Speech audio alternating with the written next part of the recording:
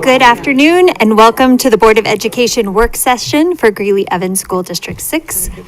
This meeting will now come to order. Ms. Lemon, will you please call the roll? Director Azari? Director Bentley? Present. Director Campos-Spitzy? Present. Director Edmonds? Present. Director Lemos-Garcia? Present. Director Mash? Present. Director Rogie? Present. 6 board members present. Thank you, and Director Azari is excused this evening. Our first item is to review our calendar, which looks much smaller than it did before graduation. So this is our last board meeting for the summer. We will take the second meeting in June and the 2 meetings in July off. We do have the opportunity for a legislative wrap-up tomorrow at UNC If you haven't attended that in the past, some of our local legislators attend, as well as the lobbyists for Ames Community College, UNC, our lobbyist, and also I believe the chamber. Yes, and actually our lobbyist is out of town. Okay. And so Mr. Fall, Attorney Counsel for the district, will represent K-12 education. Okay. At the event tomorrow. Excellent. Do you know which legislators might be in I attendance? do not know. I have not seen anything on that yet. Okay. Well, that's a great event to attend and hear how things that went through the legislature will affect us as well as our other community entities. We also have our GAP summer graduation, as well as Habitat for Humanity Impact Breakfast. Another event that you would like to attend, I will let you know that you would like to attend, is the District 6 Community Kickoff. Just a whole lot of fun. We have thousands and thousands of our families come, receive a free backpack full of school supplies, and then many local vendors, nonprofits are there to offer their services. You can get on the smoothie bike, get a smoothie, talk to district wellness. There's like dentists, there's the library, there's UNC. Anyway, it's a lot of fun to just welcome our families back. And President Mash, I'll just share that we are still accepting participants in that event. And that's unusual for this time of year. Usually all the tables are full by now, but if organizations are interested in being a part of the event, they could go to our district website and go to, where do they go, Casey? To Greeleyschools.org/kickoff. /kickoff. Okay, excellent. And then sign up for sponsorship. That'd be great. Sponsorship, yes. As a board member, we just walk around and say hello, and if you need actual volunteer, like help, let us know. I will. Okay. Yeah, thank you. We could share the social media post maybe if you guys are still looking for. Okay. And then our first meeting for the 2026-27 school year will be on August 10th. Dr. Pilch, would you like to tell us a little bit about the GARA lunch? Well, this is different than what we have done in the past, so I'm a little uncertain about it. I mean, usually I would go, sometimes the president would go with me. Usually the chief of communications would go with me, and then we would present at that luncheon about the school district. So let me get a little bit more information. But this is an association that meets monthly. It has realtors and loan officers and real estate appraisers and inspectors. Those kinds of folks are the folks who attend. It's a networking event for them, and then they give us time to present about the school district. So I need to find a little bit more information out about that event. Okay, well, we got some time. Yeah. Does anyone have anything else they would like to add or discuss? All right. We will move along to our board member comments, and let's begin with Mr. Edmonds this evening. All right, so it's just a wonderful, I mean, I know still within the first year of being on the board, but I think participating in all the graduations felt like kind of a culmination of really that, I don't even know if I want to call it honeymoon stage, but really seeing full picture of why the board is so important, because to be able to shake hands with hundreds, close to 1,000 students and tell them all congratulations, to see first-time high school graduates, to see people stand up who are going to be first-time college attendees was just like it brought full circle of just why our work is so important and why our students are really should be that number one priority. I think maybe the most heartwarming was to allowing space at the was it West or Central where they had the two students graduate ahead of time? I feel like that was Greeley-West. And so just even making room for students who have certain needs, but to make graduation still an opportunity for them is just wonderful. So hats off to grounds crew, to all the administration who put in hours and hours of making sure the fields are ready and the chairs are set up and that it was just a successful. Thank you to security. Wade, I know that you had to be at every single one and just providing that space for families to be there safely and have a good time. And congratulations to all the families. I know there was the students that did the hard work, but also the parents, siblings and grandparents who helped them get to the stage, whatever stage they walked across. More hats off and kudos to students at Greeley West. They hosted a theater camp this last week. My daughter was able to take part in that. And it was just wonderful, kind of an introduction to theater, but also to even planting that seed ahead of time of just what their options could be as far as what high schools they look at to attend. So it was at Greeley West for 3 or 4 days, and kids worked on songs from Annie and then had a performance. I unfortunately wasn't able to be at the performance, but my daughter loved it. So thank you to those students who helped lead that.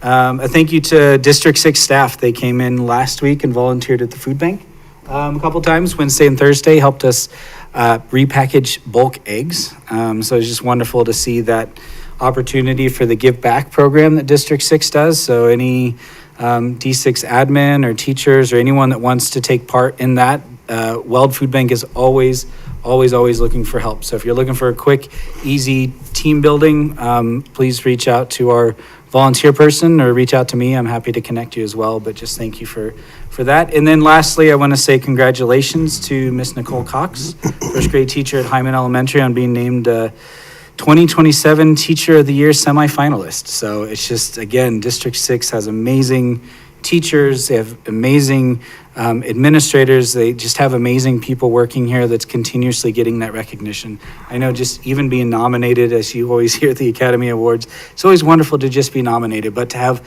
so many teachers and you make it to the top 21 is just incredible. It just speaks so much to what Ms. Cox does there and what Hyman Elementary provides for their teachers. So just grateful to continuously see District 6 in the news. So that's it for me. Thank you, President We're on Mash. a roll. Yes, on a roll. All right, Dr. Campos-Spitzy. Yeah, like I kept mine brief. I Okay. can type them out.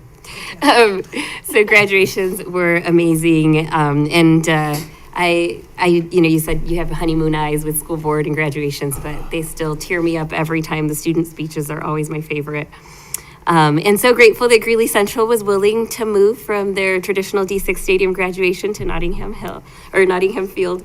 So I know sometimes that can be hard, but I'm grateful that they were willing.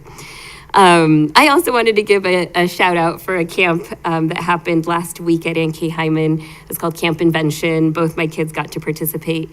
It's a STEM camp. Lots of sponsors, like Well Trust sponsored it, and a lot of other very generous sponsors, to where I think it was $20 for the whole week, which I think might have been an error, but it was very affordable for families. 180 kids participated and had an absolute blast. And so Mr. Zwickle, who's the Smart Lab coordinator at NK Hyman, was the camp director guy, and he told the kids they can call him Mr. Zwickle, Mr. Z, camp director guy.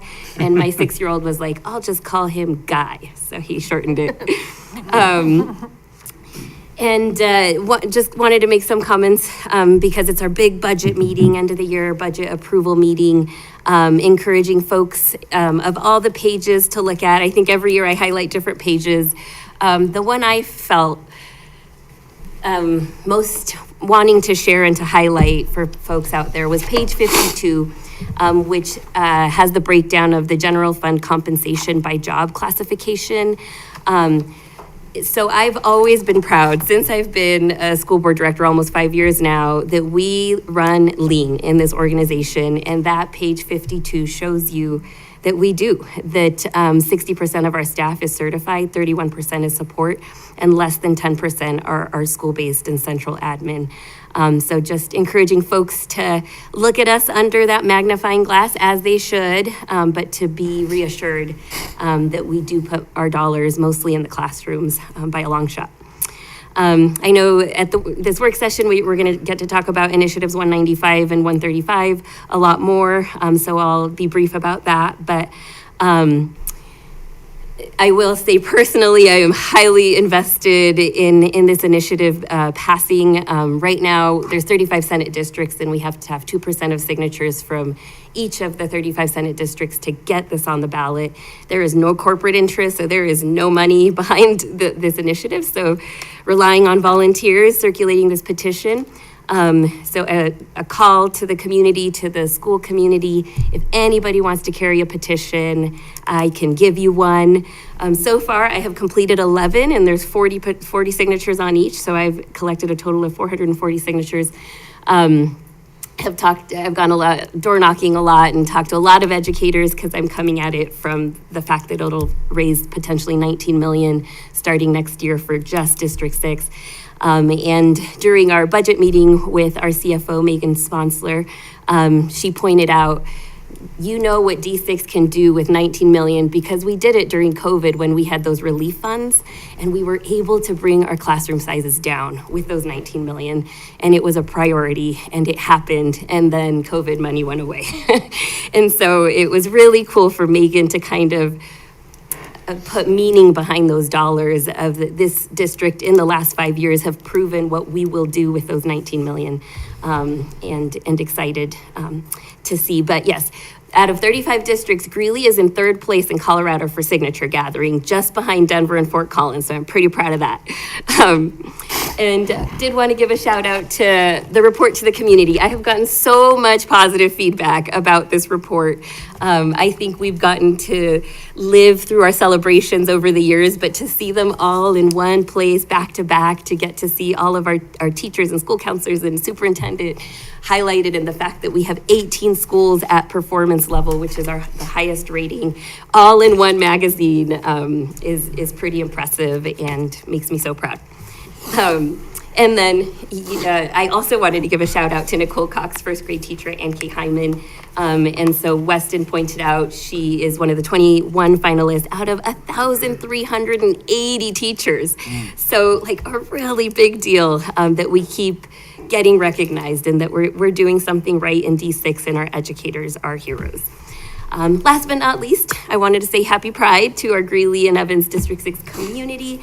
I am an ally and a friend of the LGBTQI plus or queer community, and just wanted to say that I see you, I accept you, I respect you, I support you, I admire you, and I love you, and wanted to invite everyone to a family-friendly celebration this Saturday at Ames Community College from noon to 5. They have a Pride celebration that's really awesome. They take over like the first 3 floors of that Welcome Center and have a lot of fun activities. So yeah, that's all. We are on a roll. Thank you very much. Director Lemos Garcia?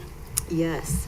I too, like Weston, feel that this first year of being on the board has been just such a joy. Learning, absorbing, watching, listening, has just been so amazing.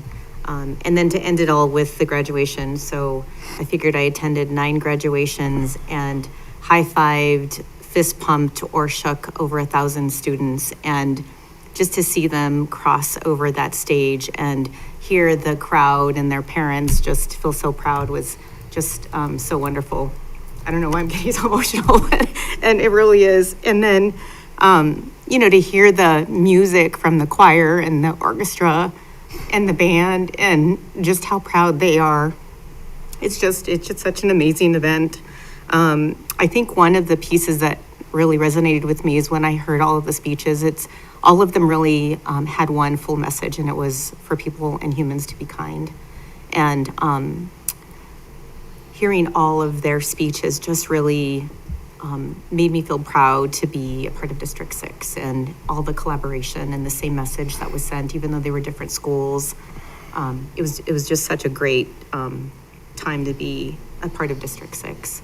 I also want to recognize Nicole Cox and congratulate her as well as everyone else here today.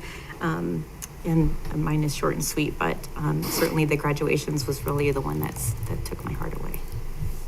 Thank you. Mm-hmm. Director Rogi? Well, I'm trying to look back on this calendar here, and I can't even remember some of these events that I went to, but I think because we didn't have that board meeting, I went to the Frontier House breakfast.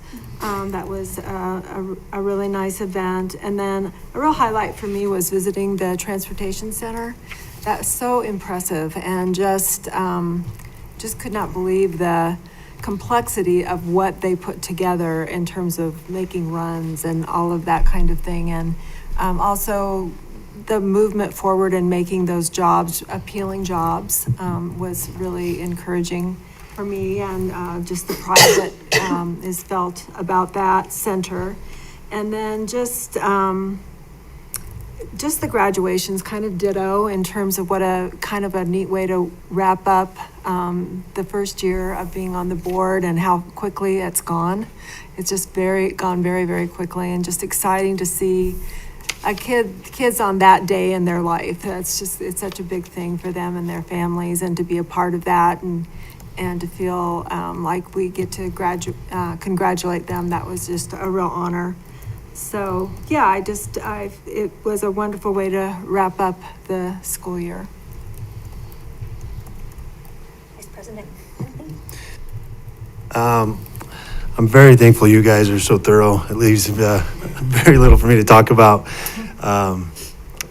In all seriousness, I am very thankful for the diligence you guys put into your board seats. The contrast from previous boards to this one is night and day, and it makes it a lot easier and less demanding on all of us that have other responsibilities and duties. So thank you guys. I think everybody kind of covered everything. I don't really have much to add, except the graduation season was a huge success, and it was really fun. And like always, everybody did an outstanding job. Robin is right. The transportation district is probably one of our I don't know if you want to say unsung, but maybe less spoken about gems here in the district, and it's something they should be really proud of, a shop like that running like they do, and then the work they do day in and day out, kind of unseen and behind the scenes, is very impressive.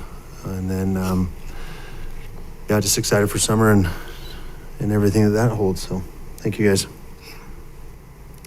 Yeah, I think we've been saying this for as long as y'all have been on the board, but we just really appreciate you jumping in with both feet, and it's really fun to get to see your enjoyment of what we've I know, it's so great, and now you get to be a part of it too. So thank you to all the teams who set everything up for each different graduation. It's so much fun to see the different personality that each school brings to their graduation ceremony. And thank you for highlighting the report to the community. And we now have another Teacher of the Year semifinalist, and Billy Martinez Elementary School Center of Excellence Award. So we just can't even keep up with all the amazing celebrations in District 6. So Getting sick of all that winning. yeah, it's just all I do is win. It's our new theme song. And imagine what we could do with 195. Yeah, right.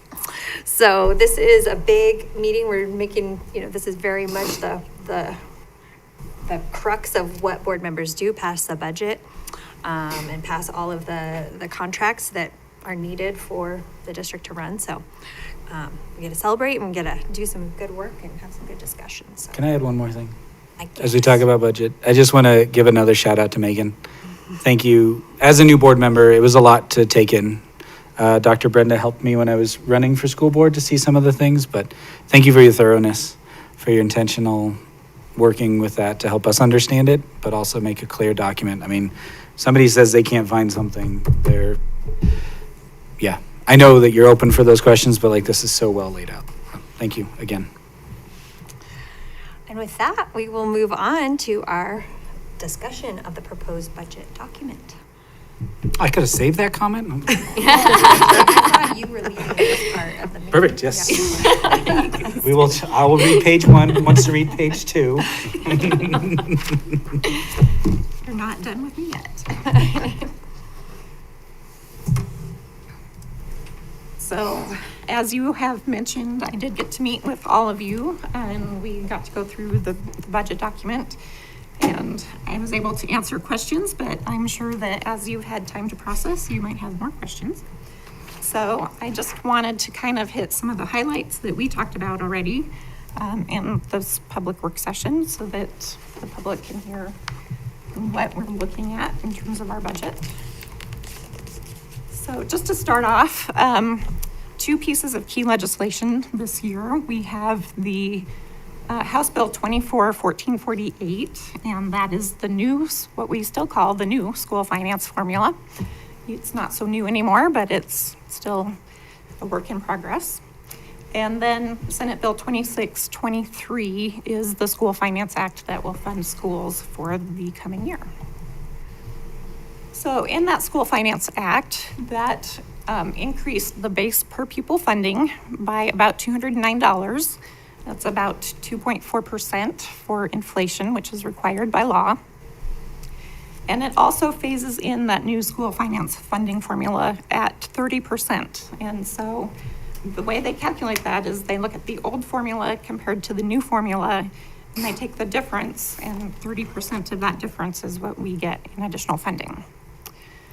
And so when you combine those two, the total increase is about 3.5% in our per pupil funding. So looking at our revenue from all of our funds, and just a reminder that we use fund accounting, and so we have lots of little checkbooks for a lot of different things.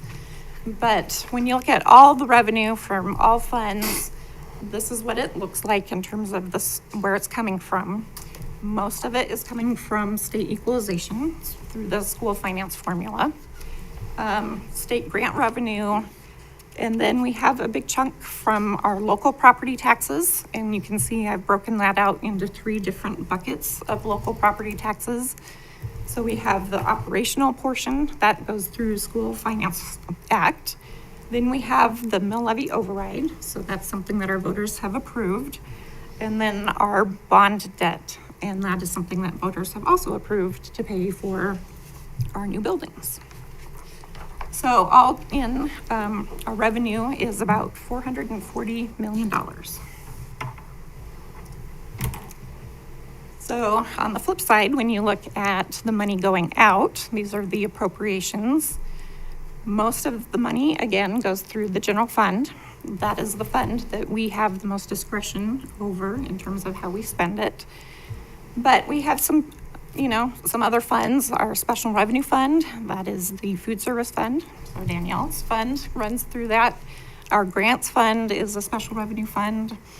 We have our capital projects funds and debt service, and then agency funds. So I'm taking you from like the 30,000 foot view down a little bit closer to just the general fund. And so a big part of the School Finance Act, of course, is the number of students that we get to count. And so we're projecting a decrease in our funded pupil count. So we're projecting 79 fewer students. That's about a 0.4% decrease. And you can see that the total for non-charter schools is 17,078. And our charter schools, we're projecting 5,024. For a total of 22,102. Now this graph, I think, is important to point out that when we have declining enrollment, like we have had for the last couple years, that the funding doesn't drop off at the same rate as our pupil count. So that helps us because we've already committed to paying people for teachers in the classroom or having curriculum available, all of those things. And so when the revenue drops off at a faster pace, like the enrollment does, that really creates a budget problem. So this really kind of helps soften that blow. We have a little bit of a softer landing. We still don't like to see that declining enrollment, but it makes it a little bit easier to manage. And then this graph shows the trend for the per pupil funding over time. So this is the first year that we will be over $12,000 per student. So that's exciting. You can see that over the past 5-6 years, we've made some good progress in terms of pupil funding.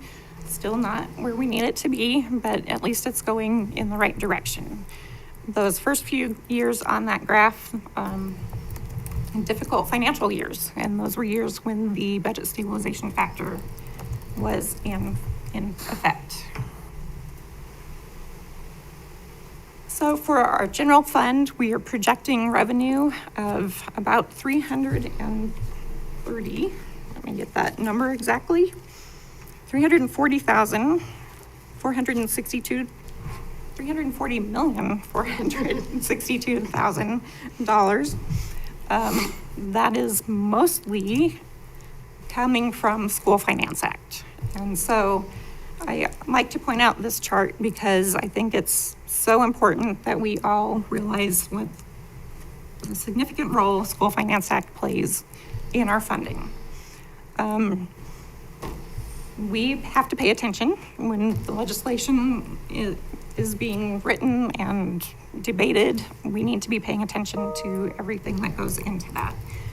And so this was one of those years where something got changed at the last minute and we were like, wait. That has a big impact for us. And so we were able to get that undone just in time for the bill to be passed. But when 86% of the funding is really coming through one piece of legislation, that's pretty significant.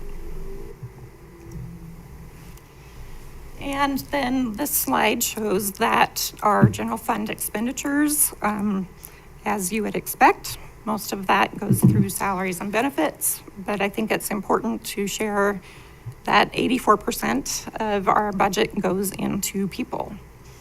I was at a meeting with another board last week and they asked me that question and they were just shocked that so much of our budget goes into people. These are business people that don't operate an organization like this, but for them to have so much money tied up in people was just unheard of. So I think that's something that we need to remember. And then this shows the expenses broken out by categories. And so these are all defined by CDE. All the districts in the state of Colorado use the same categories. And it's a way for them to kind of compare how districts are spending their money.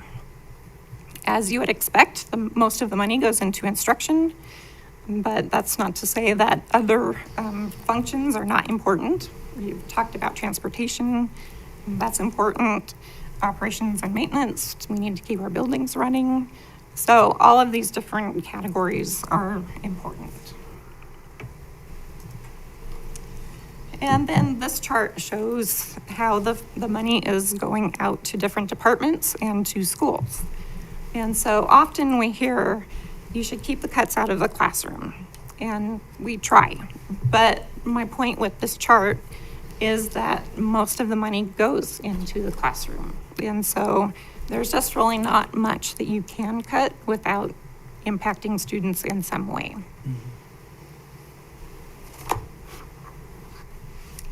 And then the last thing that I wanted to touch on is our fund balance. And so you can see that that purple section of that bar is going down.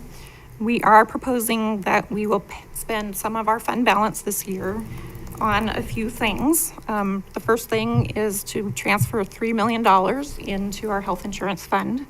That's really to just shore up that fund to make sure that we have the money there to pay claims as they come in. It's possible that we won't have claims, but we'd rather have it there if we need it. And that's something that will stay there long term. So if we don't spend it this year, it'll be there in the future. Another thing that we'll be spending the fund balance on are the COPs for our new building. So that's about $3 million. And then the last thing is $2.2 million to go into technology. So that's replacing Chromebooks, staff devices, teaching walls, those kinds of things. So with that, what questions do you have?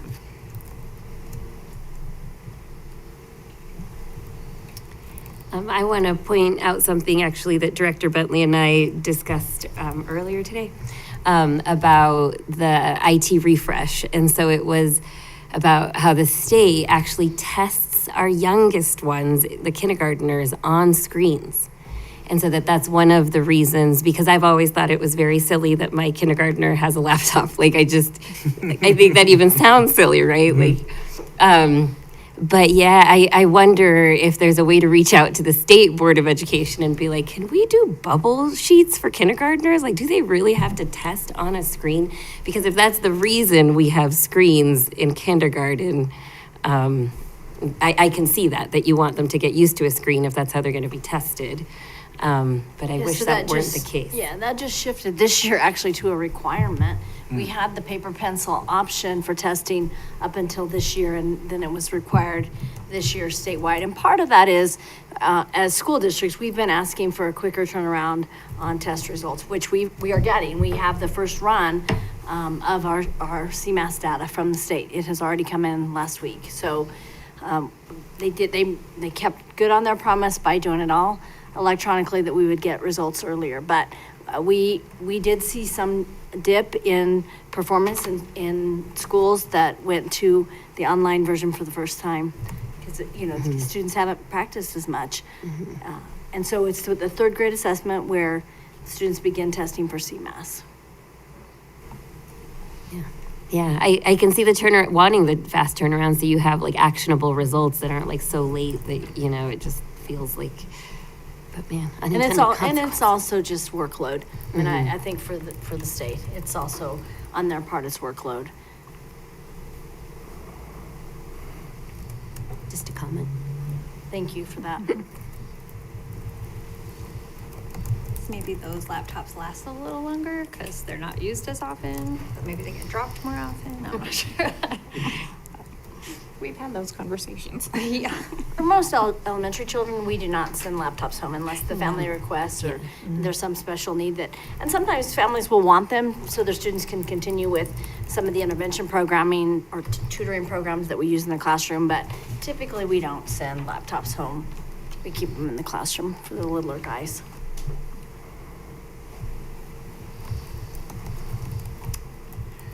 I think it's always beneficial to go over it a number of times. I was fortunate to get to do it with Mr. Bentley and then also with Director Rogie. So this is actually my third time, and you know, because it hasn't all been entirely committed to memory. So I appreciate really having a robust understanding. Does anyone have any other questions? I guess going to your last slide, so it sounds like we're spending down by, let's see, about 8 million? 8.2. 8.2 million. Does that make you nervous? What is a Question? nice number for you for available to spend? I think we have a very healthy fund balance, and I think that what we're planning to spend into fund balance for next year is very reasonable. Where I would get concerned is in 3 years, if we're still spending into fund balance for ongoing expenses, that's a problem. And so that's when we would have to have a more serious conversation about, okay, what are we not going to do so that we're not spending that fund balance? And we were able to grow our fund balance as a result of less spending during COVID and then the COVID relief dollars. And we intentionally grew our fund balance because we knew we wanted to make some land purchases. The land in Evans, there's a couple of pieces of land right now we're looking at that we would hope to purchase for future sites. And so it's important to have a fund balance. This is a very, very healthy reserve, actually. You can see where the COVID dollars came in and you see the increase. We also saw some increase in oil and gas production during that time. So we collected more on mill levy override dollars with oil and gas production and personal property or commercial property, but we also collected more on our own mineral rights. And now we are seeing some decline in the oil and gas production. So we are seeing some decline in being able to have those dollars, feed our fund balance. But this is a healthy fund balance. And like Ms. Sponsor said, I too would be concerned if we're looking at multiple years of $8-9 million of spending in your reserves. It's, that would be concerning. And I think it's important to, as we look towards perhaps a future bond issue, having this kind of fund balance was very, very helpful in our last bond issue. It allowed us to have a much better credit rating, and so we were able to issue our bonds really, I think, a lot easier than some other districts. I had one other question. So we're predicting 79 fewer students and possibly that continuing to be a trend with a decrease in birth rates across the country, including Colorado. I'm curious, have you met with the demographer? We have not. Okay. No, we have not. It looks pretty stable though for us. When we get 10 years out, we look pretty flat. So we're not seeing it. a significant decline, I don't think, over the next 10 years, the most recent data he has sent us, but we have data from him, and now we need to meet with him to really understand what he's looking at, because I know that those of you who work in healthcare are telling me that we have lots of babies being born. So is he accounting for them? Yeah, Where's he He's getting his looking at the birth rate two numbers? hospitals. Yes, I know. I'm sure he is. I would guess he's looking at births in Weld County. Yeah.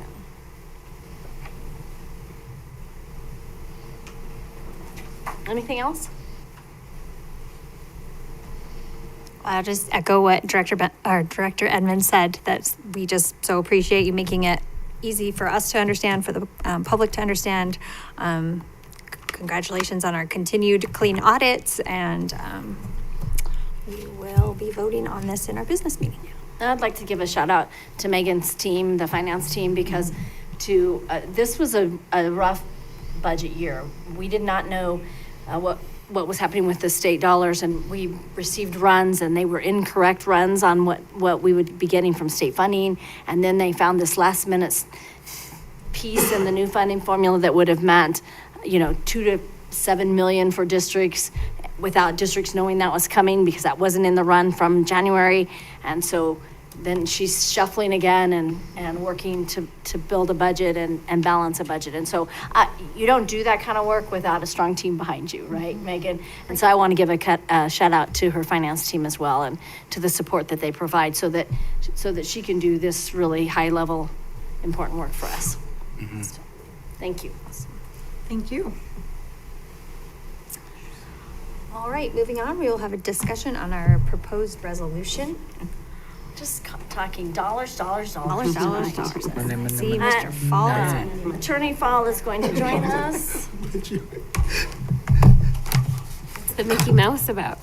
It was Wes. for For Wes. Oh. I think this will be Mr. Fall's last board meeting as in-house counsel. What? For District 6. He may be back with us, I would expect at some point, as we contract with Kaplan and Ernst, and that is who he is leaving us to go work for. And so we may see him back in our boardroom or in executive session or in a training at some time, but this will be his last official act as attorney for District 6 in a board meeting. I think you're probably not done yet. Don't we still have them through June? That's why I said in a board meeting. Thank you, Dr. Pilch, President Mash, members of the board. My name is Nate Fall. I'm legal counsel for the school district. As Dr. Pilch shared, this is likely my last presentation for you all as in-house legal counsel for the board. And so I hope you've enjoyed it as much as I have. Today so on the business agenda, you have a resolution in front of you, and that resolution, as it's written, is one to support two proposed ballot initiatives that are coming in front of voters in November. So I just wanted to kind of give you kind of a high-level summary of what they are, and then give you the opportunity to ask questions and have a discussion about it. So both Initiative 195 and Senate Bill 26-135 aim to increase the state's budget through revising Tabor in a way, but they really differ significantly in their approach and how the funds will be allocated. So Initiative 195 is a citizen initiated measure that creates a new tax structure by replacing Colorado's flat income tax with a graduated progressive tax system. What you have in front of you, I didn't create this. This is from Great Education Colorado, which is essentially a factual summary of 195. If you go to the back page of it, where on the top it says how Initiative 195 works, this is kind of what I'm explaining. And then just to jump over to Senate Bill 26-135, I'll just call it 135. That's a legislative measure that doesn't change tax rates. It doesn't actually change the tax structure. What it does is it changes how the state uses existing Tabor revenue limits, and which would allow the state to retain some of those Tabor revenue limits and put those towards education. And they've earmarked approximately $200 million a year for those Tabor refunds to go directly to schools. So in terms of financial impact, Initiative 195 is projected to raise approximately $2.7 billion annually in new tax revenue. which would be completely exempt from Tabor revenue limits. On the other hand, 135 would allow the state to retain between roughly 1.1 billion and 4.8 billion in the first year. And that, of course, would depend on how prior education funding is calculated, as well as if there's actually any revenue available or surplus. And then in terms of allocation, Initiative 195 strictly earmarks funds for K-12 public education, and that's up here, healthcare and earlyhood childhood education. And for K-12 public education, more specifically for improving schools, increasing teacher pay, retention, as well as career technical education opportunities, expanding those opportunities. And then 135 would direct a specific portion, again, around 200 million to education, but then there would be potentially some kind of leftover revenue that might go somewhere else, right? The other thing I want to mention is neither of these measures, I'll just call them measures, even though they're not technically not measures yet, or proposed measures, how about that? They don't conflict legally, so technically both could go in front of voters and both could be passed, and they would operate differently. And so there would be kind of additional sources of revenue coming forward. So I think in my eyes and in Ms. Sponsor's eyes, that either initiative could be beneficial to public schools. I think as Ms. Sponsor just pointed out, there's always concerns with future outlooks with finances, and just knowing that we have something like 195 or 135 coming that could help produce additional revenue is inherently a good thing. So that's just kind of what those are.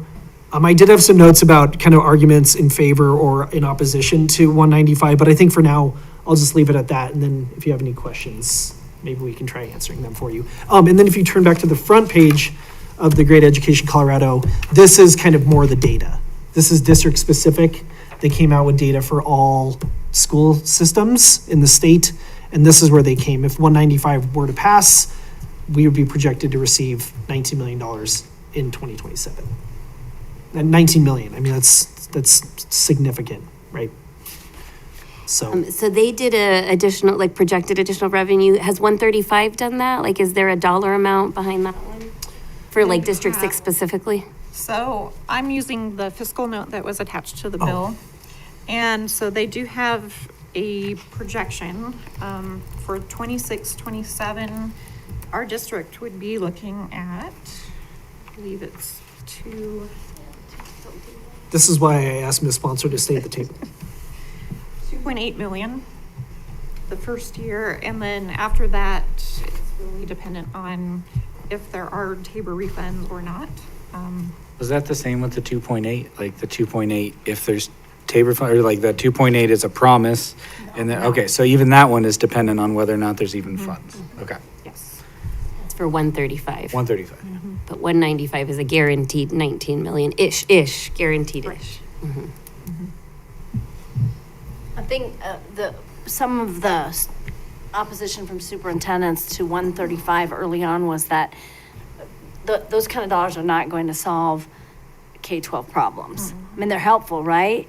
And they're gonna come and They would go. take care of the cost of the cost of insurance increase that we're putting over into our insurance fund, but but we will take them. If this measure passes, we will rejoice in having those dollars, but we want to be really clear about messaging, I think, because there could be a mismessage here that this is going to fix K-12, the cut the ropes measure 135, and that's kind of where we landed with the marijuana dollars, the tax dollars on marijuana, thinking that was going to solve the problem, and there just isn't. The revenue has not been generated from the taxing on marijuana that was once hoped. And we're hopeful that the legislators have the courage to pass this and put something on the ballot at the same time. We're pleased about that.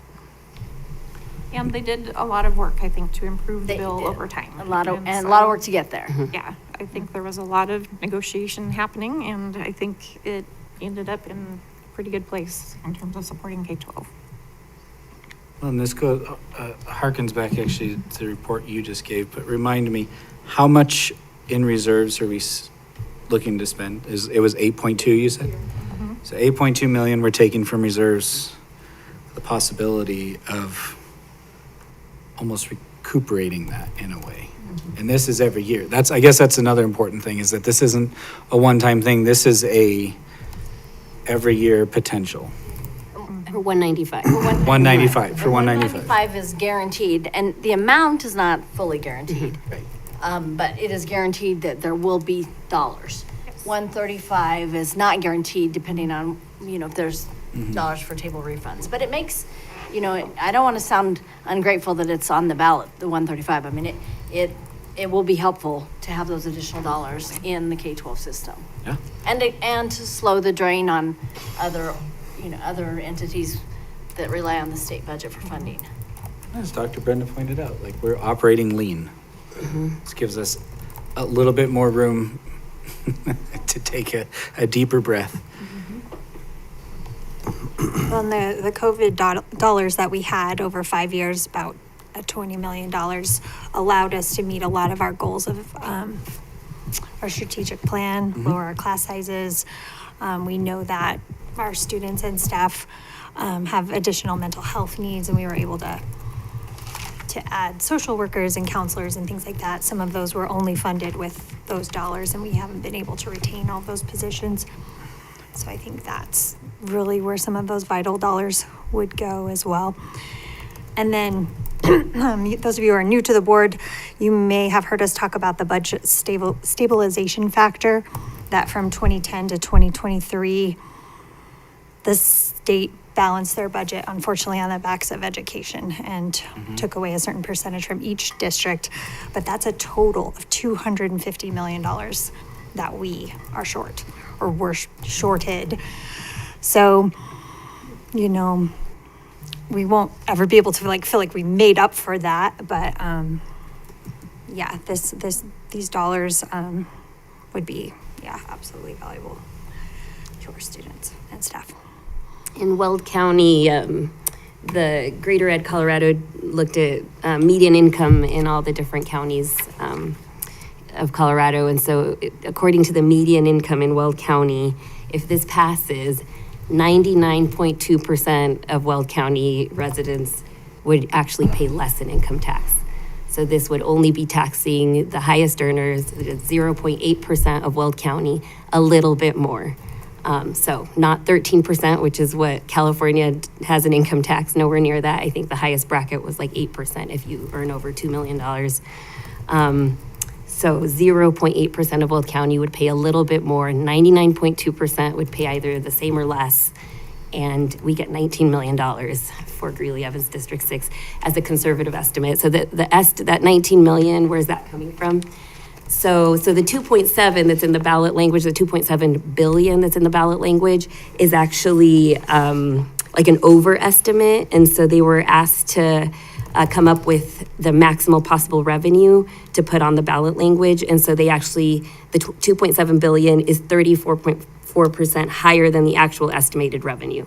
So the estimated revenue is less than 2.7, but they're thinking if let's say there's 2 billion that come in with this change from flat rate tax to graduated income tax, which historically, I wish Doran was here, he likes history. But when Colorado was created as a state, we had a graduated income tax system. And it wasn't until 1987 that it was changed to flat rate. And then in 1992, when Tabor passed, it was put into the Constitution as a flat rate. So actually the signature gathering is harder for 195 because it's a constitutional amendment saying we're gonna go from flat rate back to graduated income tax, which is where we used to be. But I digress. Yes, so if we get 2 billion and we say that K through 12 gets 35% of the pie of the 2 billion, that's about 700 million. And they did the math, with pupil count and all that for all the school districts. And that's how they came up with that 19 million. If all we get is 2 billion, although there's an estimate that it could be more than 2 billion, and K through 12 gets 35% of the pie, it would be 19 million for District 6. And so they're calling that a conservative estimate. So it could technically be more. The questions I had for some of the organizers were, and this is because of my healthcare hat, that I know Medicaid is also underfunded, which is another reason this is being proposed, is because it would also help with Medicaid funding. So I was like, how do we know Medicaid isn't going to take all the dollars, right? Which I get it. Medicaid also needs it. My heart is in education, and so I'm a little torn there. Some things I like about the language is that the 19 million would supplement, not supplant, existing investments in K through 12 programs. So meaning it's not like, okay, we're gonna, instead of giving it to you from the state budget, how we always have, we're gonna just take it out of this new thing. No, it's 19 million extra, not supplanting, but supplementing. And then the other thing I really liked was it requires an annual audit and public reporting to demonstrate that the dollars are spent as the measure requires. And so I've been describing it as 4 buckets is where the money goes. We don't know how they're split, but it's K through 12, it's preschool, childcare, and healthcare. So those are the 4 buckets that get to split the 2 billion. And 99.2% of us actually will pay less in taxes if this passes. So I think that's a pretty creative Bell's policy or whatever they're called solution. The Bell policy. Bell Center. policy. Yeah. What questions do you all have or comments? Well, I should probably just go ahead and speak up. I am not planning on voting yay on this. I don't think it'll make a difference in terms of the total vote. But I take exception to the legislation in that it targets a demographic of our community, and I feel like that public education should be a shared thing, and it targets the group of people in our community that we look to support a lot of the things that United Way, Dream Team, all those kinds of things. Those are the same people we target. And I feel like we're shooting ourselves in the foot, looking to graduate the tax on those higher earners, who are the people that are the entrepreneurs, the job providers, the business leaders. And my concern is that we get people angry towards public education and resentful because we keep looking to them, well, they've got money, they can afford it, and we want them on our side when it comes to bond issues and that type of thing. So the money is super enticing. You look at that much money and go, yeah, however we can figure out to get it. But I think that the plan to get it in that way is a poor plan. So that's why I will be voting nay. And I would avoid voting or. Saying how you're going to vote right now. Yeah, but it's okay you did, It's okay. Director Rogie, but let's Oh, I'm not the rest sorry. of us do Okay. it. Yeah. I think you're okay. I mean, As long as we don't Fine. go around the table and do Right. that. talk about supporting or opposing it. I just wouldn't say what your vote is right now. I will point out we're in the minority of states of the 50 states in the United States that still has flat rate income tax. Most states are graduated, and federal income tax is graduated.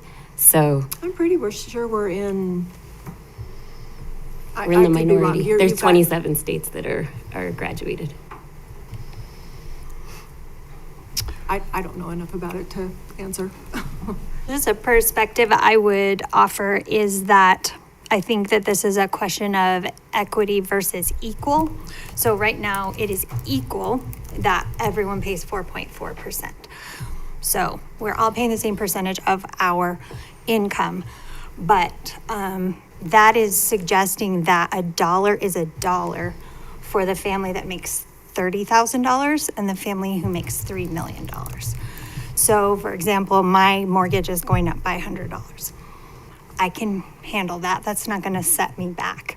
I have a family member whose rent is going up by $100, and that is 25% of her rent. She's on subsidized housing, and even with that, it's going up a significant amount. So $100 being equal, it's $100, yes. But the spending power and the value of that dollar for 99.2% of our voters, I think it's a different conversation. It's not about equal, it's about equity and how those dollars go further with a different family. So that's my perspective on It's not meant to be a villainizing or it's actually meant to be more equitable, all things considered. And in the ballot language, there's like a lot of subtext to read.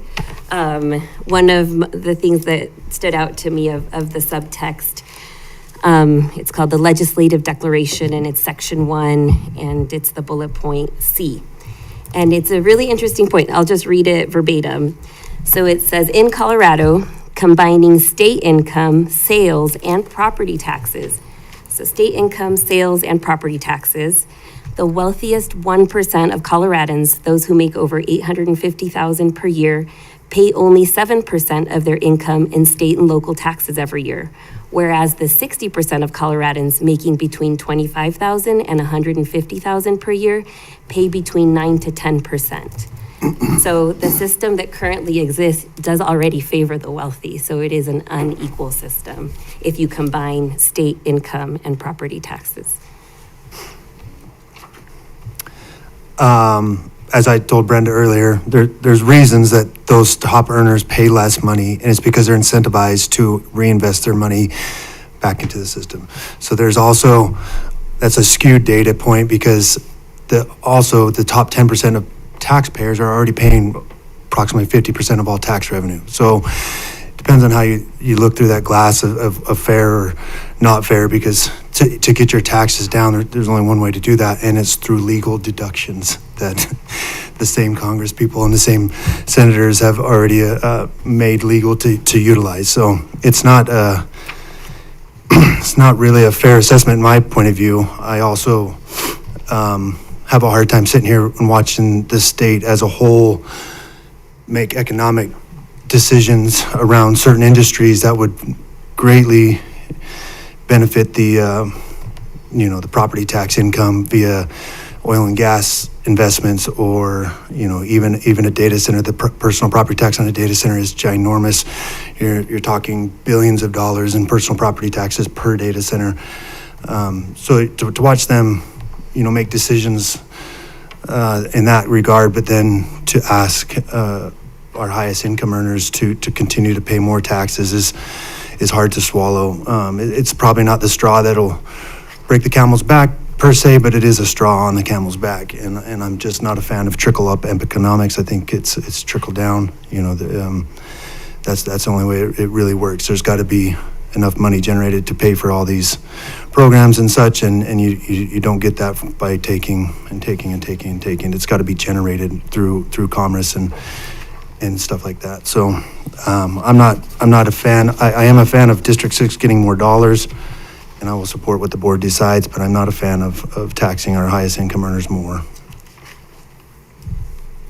I was taking a quick perusal through the wonderful budget guide that you provide, looking at school by school.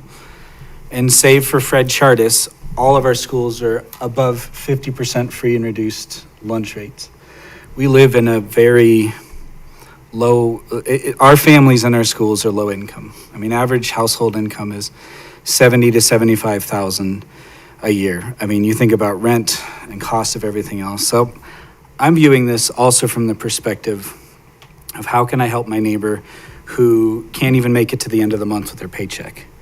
And if I can get them another $210, it seems like another worthy opportunity for our neighbors. I know that this doesn't impact me because working in nonprofit, I am also closer in those ranges.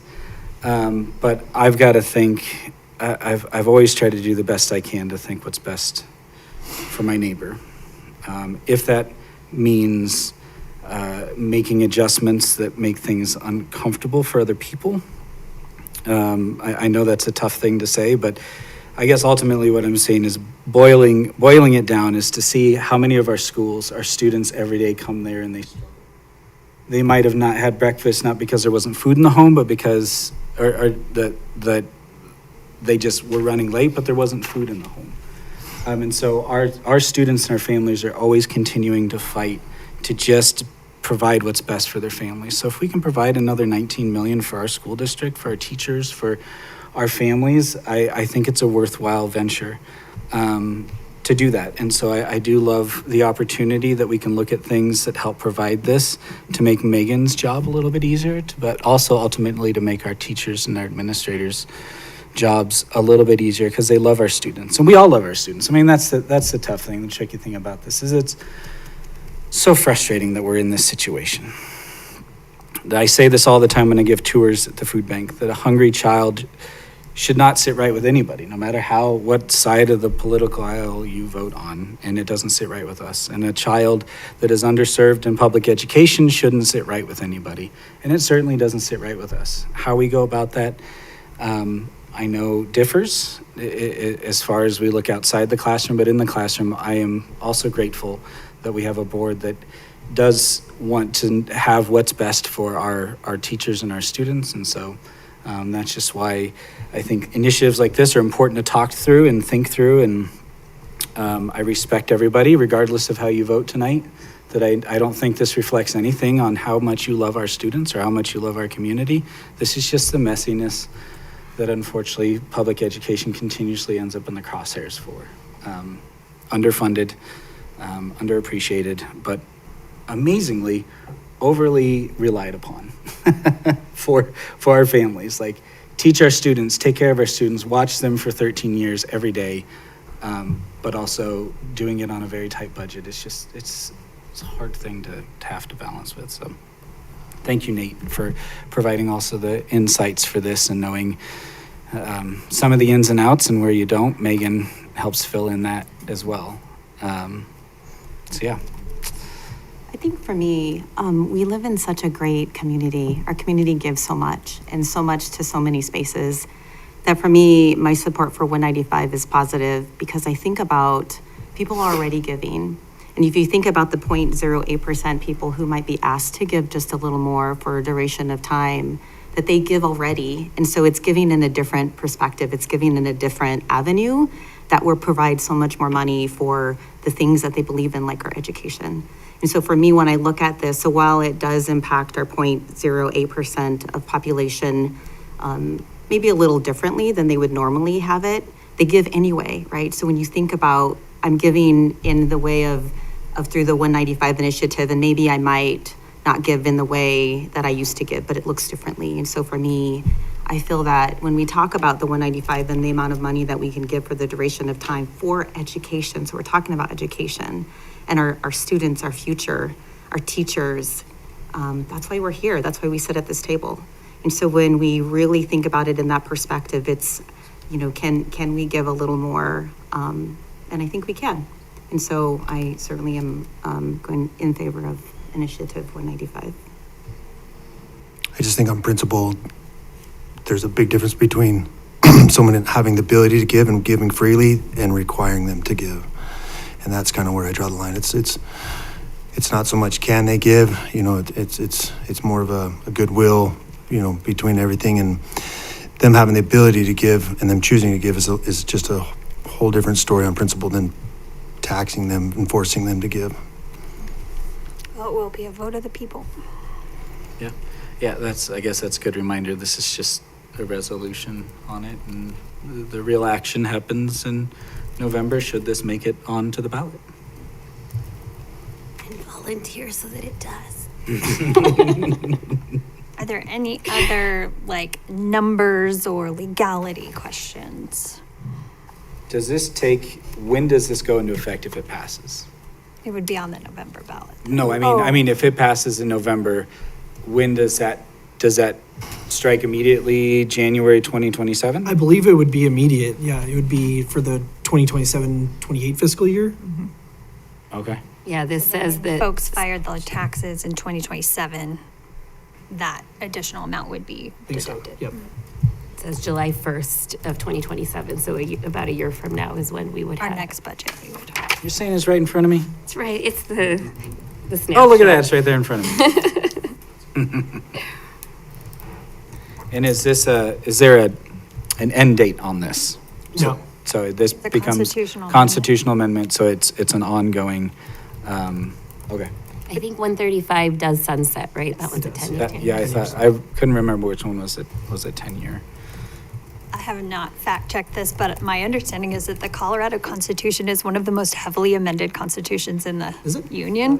Interesting. So I had a neighbor who was like, I never vote for constitutional amendments because they're impossible to undo, and they're like, I mean, this is, yeah, gonna be there This forever. is an amendment to an amendment. 'Cause Right, I Tabor know. was the amendment, and this does not undo Tabor, it just undoes the flat rate income tax part of Undoes. Tabor. All I think right. they're calling it a repeal, not an amendment. Oh, Okay, gotcha. right? So we're going back to the original Constitution of Colorado. So we've had a robust discussion, but when we go to vote on this, you will have an opportunity to let the folks watching that meeting. I didn't wait, but. Oh, well, yeah, I mean, I think we You can repeat it. generally. Say it again. Yeah, say it again. Yeah, I mean, I think it is, important for, the public to know why we're choosing to vote the way that we are. So when I say, is there any discussion, that is the time for the discussion. And it's probably important to note that far more people watch the business meeting than watch the work session. Yeah. And so, if you want folks to understand your comments, it's probably more important to put them in that meeting than this one. Yeah. All right, thank you both for the budget information and for the proposed measure information. Thank you for all the years. Yes, thank you, Oh, Nate. Nate. Oh, got us through COVID. You'll be back. Book fans? Yeah. It's been piece of cake for you, right? Walk in the park, first job out. So well, he left us. He's gonna be back every second and fourth Monday. Will you be at Casby? Maybe. I might be standing in a booth. No, she said they're not going. Oh, Casby, yes, not Case. They're not going to Case. We'll go They'll visit go your at booth, Casby. Nate. Come on, Ernst. Make sure you have some good swag. Okay, well, let's debrief the meeting, and I believe we'll start with you, Director Rogie, because you were last on the front end. It's a good discussion and a good meeting, and it's just interesting to hear everybody's perspectives, so I appreciate that. Director Lemos Garcia. I just want to thank Nate for all the information you provide and all the guidance you've given us, and you certainly will be missed. And then Megan and team, gosh, I thank you so much for giving us the guidance on the budget and putting all those terms and everything in layman's terms so I can really absorb what it is that we're talking about and where we're headed. So I appreciate that too. Director Campos Fitzy. Also, thank you, Nate, for the years and for keeping us all honest and legal. I remember our first meeting was about social media 101, how not to put everything out there in the public. And Megan, I know I've told you this multiple years, but I also get to review the budget for UNC. And I love Dale Pratt, our CFO there, put it in his team. But it is nowhere near as clear and beautiful and pretty and just transparent. I wish everyone had the motivation to go and look at your document. But I am highly appreciative of what an outstanding job you guys do. Director Bentley. Ditto. Appreciate you guys, and good luck, Nate, in your next job. Appreciate everything you've done. It's been a pleasure getting to know you and working with you. And obviously, thanks to Megan and their team, they always knock it out of the park with the budget presentation. I know that that's a snippet of what the actual budget entails, to get those documents produced. But it is a very good tool for us and the community in whole. So, thank you guys. And I will also thank you, Megan, and your team for all of the work you do, especially on the difficult years. And Mr. Fall, we will miss you. You've kept us out of court, and we understand. Just got to the end of the month. Just educated us so much and supported us, and we thank you. Best wishes.